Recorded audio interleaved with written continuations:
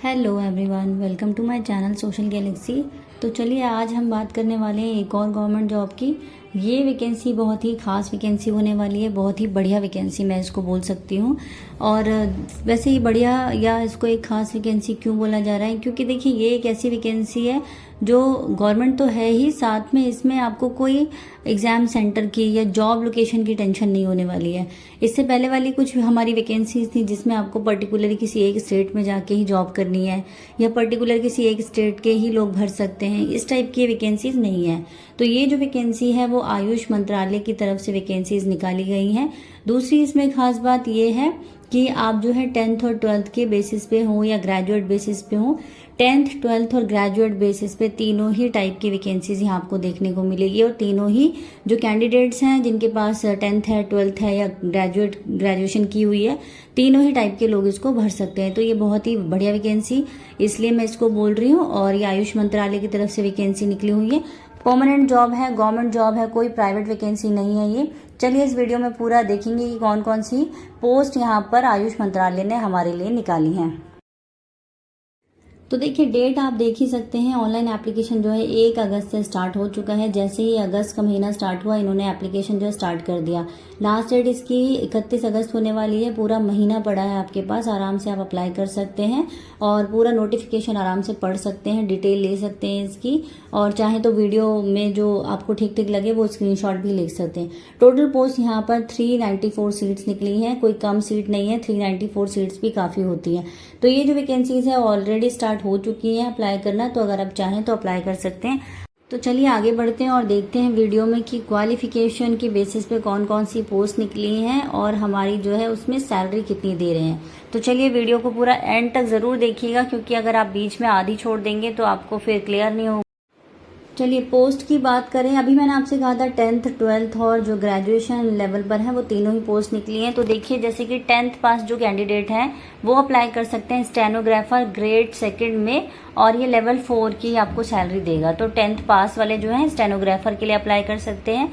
12th पास वाले यहाँ पर अप्लाई कर सकते हैं एलडीसी के लिए, यहाँ पर आपको लेवल 2 की सैलरी मिलने वाली है। कोई भी ग्रेजुएशन हो, किसी भी स्ट्रीम से आपने ग्रेजुएशन पास की है वो अप्लाई कर सकते हैं असिस्टेंट के लिए, जो कि ग्रुप बी में आता है, और लेवल 6 के लिए अप्लाई कर सकते हैं। तो जो और ग्रेजुएट वाले साथ में असिस्टेंट के साथ साथ आप यूडीसी के लिए भी अप्लाई कर सकते हैं। यूडीसी यानी कि अपर डिवीजन क्लर्क होता है, एलडीसी जो हो गया लोअर डिवीजन क्लर्क होता है। तो यहाँ पे लेवल 4 की आपको सैलरी मिलेगी। और देखिए अगर आपको लेवल 4 या लेवल 2 या लेवल ये समझ नहीं आता तो आप गूगल जरूर करिएगा और आपको पता चल जाएगा कि कौन से लेवल में कितनी सैलरी दी जाती है।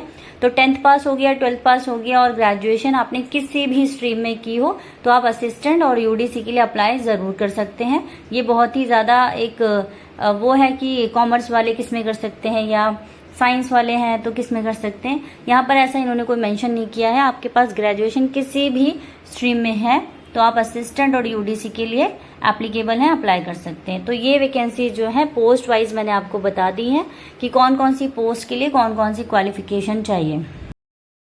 तो आप देख लेते हैं एज, मिनिमम एज लिमिट जो है 18 साल है और स्टेनो और एलडीसी के लिए यहाँ पर 27 साल दी है। असिस्टेंट जो यूडीसी है वो 30 इयर्स वाले हैं। तो मिनिमम एज हम कह सकते हैं। जो आप स्टेनोग्राफर और एलडीसी के लिए देखिए यहाँ 27 मेंशन किए, तो यहाँ पर इन्होंने पोस्ट वाइज एज मेंशन की हुई है कि इतनी इस वाली पोस्ट के लिए इतनी एज आपके पास होनी चाहिए। और असिस्टेंट के लिए हो चाहे स्टेनो के लिए हो तो वो आपके पास इतनी होनी चाहिए। तो इन्होंने ये पोस्ट वाइज मेंशन की हुई है। और एज रिलैक्सेशन आपको पता है कि हर गवर्नमेंट जॉब में एज रिलैक्सेशन तो मिलता ही है, तो एज रिलैक्सेशन की उसमें कोई टेंशन नहीं लेनी है। तो यहाँ देखिए एज रिलैक्सेशन SC/ST को 5 साल होता है और ओबीसी वालों के लिए 3 इयर्स होता है। तो एक बार देख लेते हैं इन्होंने क्या एज रिलैक्सेशन का क्राइटेरिया रखा है। तो वही मैं, वैसे तो गवर्नमेंट जॉब में आपको इतनी कोई एज रिलैक्सेशन वाली बात नहीं है, मैं वही कह रही हूँ कि सेम गवर्नमेंट जितने भी गवर्नमेंट एग्जाम है सब में एज रिलैक्सेशन सेम होता है। तो यहाँ देख लीजिए, एक बार मैंने आपको दिखा दिया SC/ST वाला, ओबीसी, PWD और एक्स सर्विसमैन तीनों के लिए।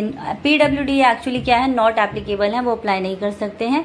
बाकी सर्विसमैन जो है सर्विस ईयर्स आपके प्लस आपको 3 साल इन्होंने और एक्स्ट्रा दिए हैं कि आप जो है इस लिमिट तक, इस एज तक अप्लाई कर सकते हैं। तो ये जो है हमारा एज रिलैक्सेशन गवर्नमेंट की तरफ से है।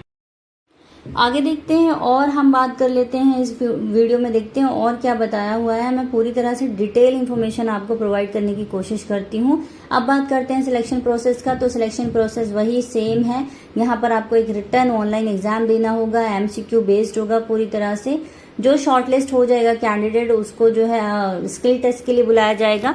स्किल टेस्ट में आपका जो है टाइपिंग टेस्ट होगा, 35 वर्ड पर मिनट आपको इंग्लिश और 30 वर्ड पर मिनट हिंदी, यानी कि दोनों में से कोई एक लैंग्वेज में आपको जो है स्किल टेस्ट देना पड़ेगा, टाइपिंग टेस्ट देना पड़ेगा। सिलेबस यहाँ पर मेंशन किया हुआ है। जो भी आप नोटिफिकेशन डाउनलोड करेंगे उसमें पेज नंबर 18, 19 देखिएगा, वहां पर आपको पूरी तरह से सिलेबस मिल जाएगा।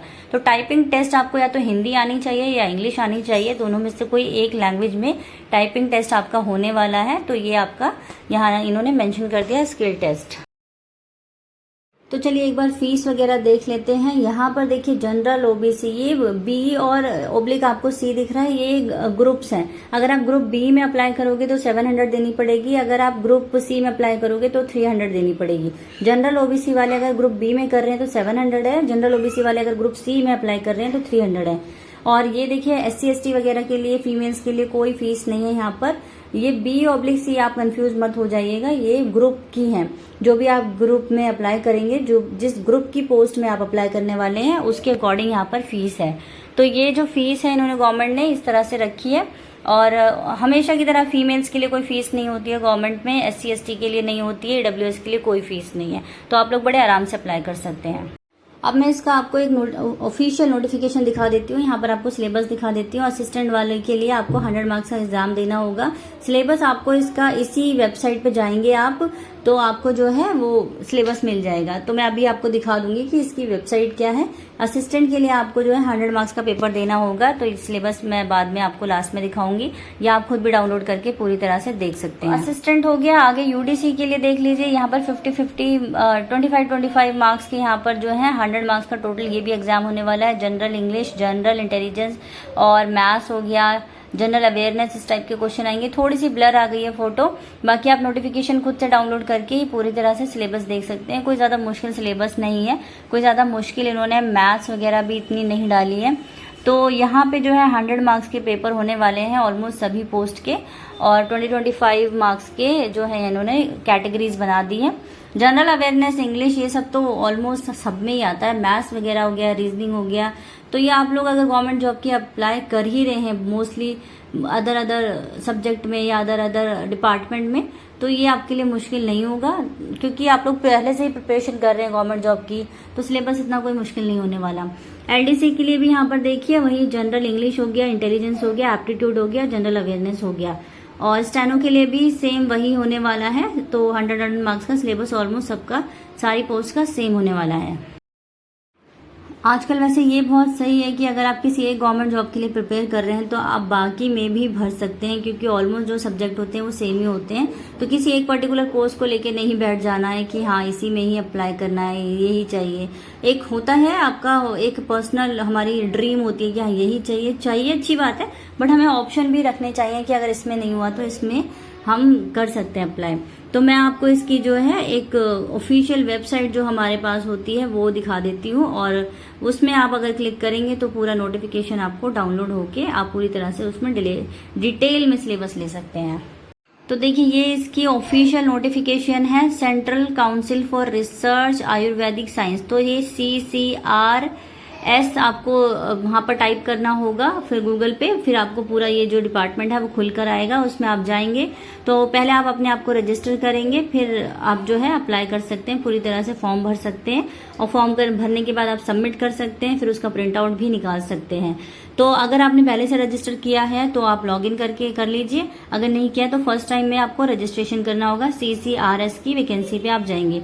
यहाँ देख लीजिए स्टार्टिंग डेट मैंने आपको बता दी 1 अगस्त है, पूरा नोटिफिकेशन मैं आपको दिखा रही हूँ। लास्ट डेट भी मैंने आपको बता दी थी 31 अगस्त है। तो ये आप पूरा ऑफिशियल नोटिफिकेशन देख सकते हैं। तो चलिए बस यही छोटी सी इन्फॉर्मेशन आपको देनी थी। अगर वीडियो अच्छी लगे तो लाइक एंड शेयर जरूर करिएगा, और फ्यूचर में ऐसे ही गवर्नमेंट या प्राइवेट जॉब से रिलेटेड नोटिफिकेशन या अपडेट पाने के लिए आप मेरे चैनल को सब्सक्राइब भी कर सकते हैं। Thank you for watching.